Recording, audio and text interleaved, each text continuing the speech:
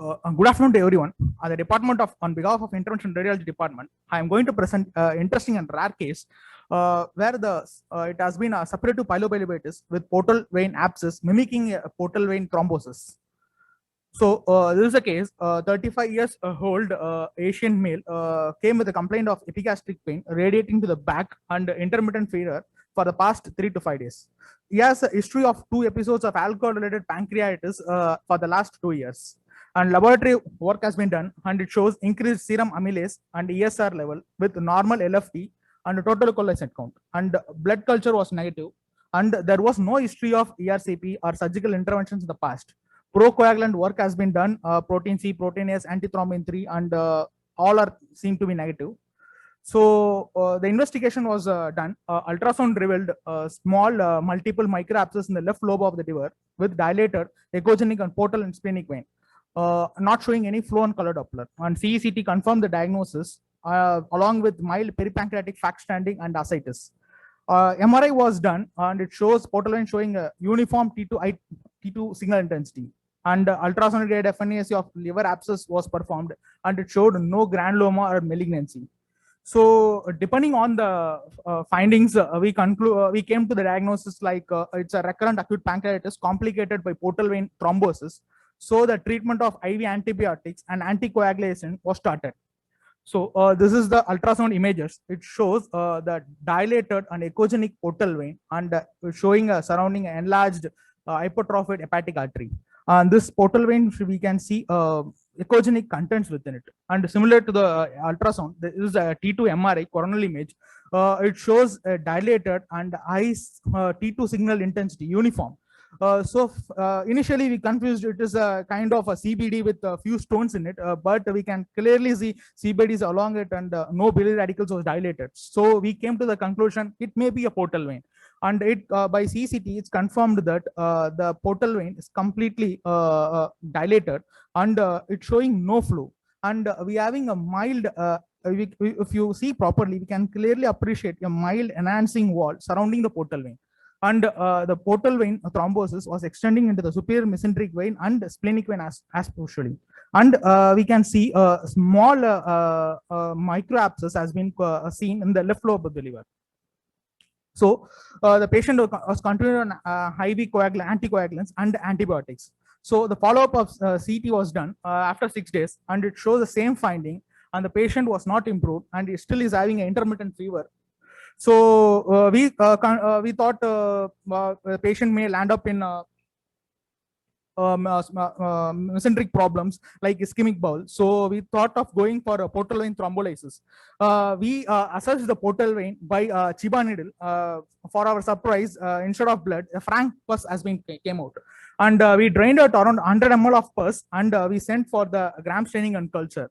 By advice of the hepatologist, we injected gentamicin and metronidazole into the portal cavity, and by surprising, the pus culture doesn't show any bacterial growth or fungal growth, and gram staining was negative. And we have done a follow-up of ultrasound after 5 days. The ultrasound showed the significant reduction in the cavity within the portal vein with the reduction in the microabscess. And the patient has been improved and become afebrile, and he was discharged after 6 days. So this is the image where we assessed the portal vein by 22 Chiba needle. We punctured it, and we drained this 100 ml of liver abscess. And for confirming it, we have by injecting contrast. This is a photography has been clearly outlined the portal vein and splenic vein and abrupt cutoff of the superior mesenteric vein. So this is the follow-up of ultrasound after 5 days. Here we can see the complete collapse of the cavity within the portal vein, and a few portal cavernomas has been formed around it. So the patient has been came after follow-up of 5 months. We have followed the patient, and here we can see the CECT, axial and coronal images, the significant reduction in the size of the portal vein, and the cavity has been drained, and portal vein collaterals has been formed around it. So in discussion, this suppurative pylobilobaitis, it is defined as an infective thrombosis of the portal vein and its branches. Usually it has been reported as has been complication like appendicitis, diverticulitis, and previous abdominal surgeries and recurrent pancreatitis. So usually this suppurative pilobillitis is often misinterpreted and undiagnosed due to the non-specific clinical features and unfamiliarities. So CE, CT, and ultrasound can helpful in the diagnosis of the portal vein thrombosis, but cannot accurately detect the portal vein abscess or suppurative pilobillitis. So in our case, we have learned like if the portal vein is dilated and if it is showing a uniform thick enhancing wall, and if the portal vein content is showing a uniform and homogeneous signal intensity with fluid or fluid level within on T2 MRI, then if it's a long-standing case, critical patient not improving on anticoagulants and antibiotic, you should suspect a portal vein abscess within it. So the percutaneous needle aspiration is the only way to confirm it, and it can differentiate between the thrombus and an abscess. So on extensive search of the literature, percutaneous needle abscess and drainage of portal vein is rarely reported, and only 6 cases has been reported in the literature.